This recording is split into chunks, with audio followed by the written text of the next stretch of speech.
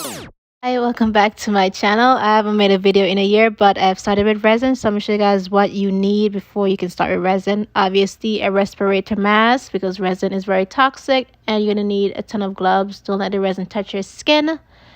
It's very dangerous. So let's just jump straight into the video. Sorry if I'm talking way too fast. If you guys have any questions, trust me, this is only going to be part one. There's several parts because there's a ton of stuff that goes with this. But sometimes I dry press my own flowers, since I do a ton of 3D molds, like a ton of goddess molds and stuff like that. So I do need larger flowers to fill it up. Well, that's what I personally like to use.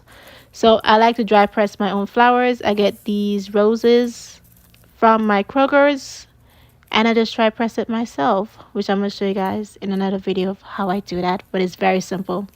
You can dry press flowers a ton of ways, but this is the way that I personally like to use it.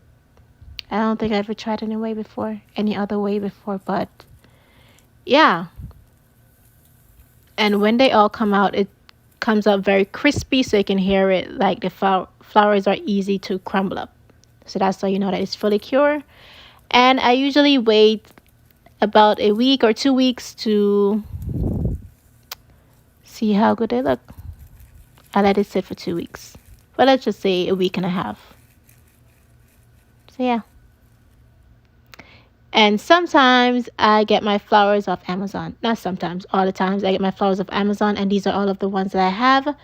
And these are some other ones. I do dry pressed flowers, dry fruits, anything that is dry. I just use it in my resin art, which they always turned out beautiful. So yeah, these are just some other flowers and stuff that I use as well. Just different textures. And this is my little toolbox that I got off Amazon. It's meant for tools, but obviously I'm using it to organize all of my flowers, all of my lights, all of my glitters, like some of my glitters and stuff like that.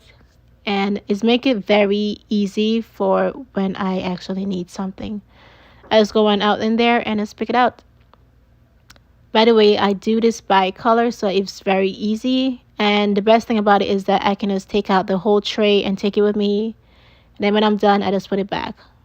But after a while, the resin starts to get on the tray, which you guys can actually see. Just a little bit of resin, but that's fine. You can just peel it off. But yeah, that's how it looks.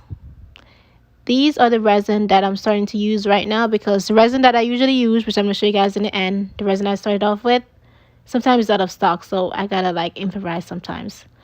And you're also gonna need silicone spoon, silicone cups, so that you can reuse it several times. And this is me just peeling off the resin all off of this silicone spoon, so that I can reuse it over and over and over again, which is very easy and very simple. So yeah, this take up no time, and it does save you money. With the silicone spoon, I got these from Amazon, but I do know that you can get some of these from the dollar stores or any place else. I also got a silicone cups from Amazon as well. It's actually used for baking, but it's silicone, so why not? So yeah, that's what I'm doing. Just showing you guys how easy it is to remove the resin off of it. I didn't clean up all of the way because I didn't want the video to be long. Nobody likes to watch a long video. But yep. These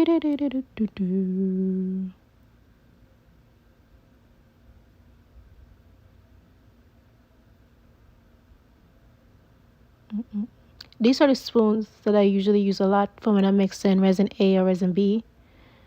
You can just scrape it out all the way down to the bottom of it.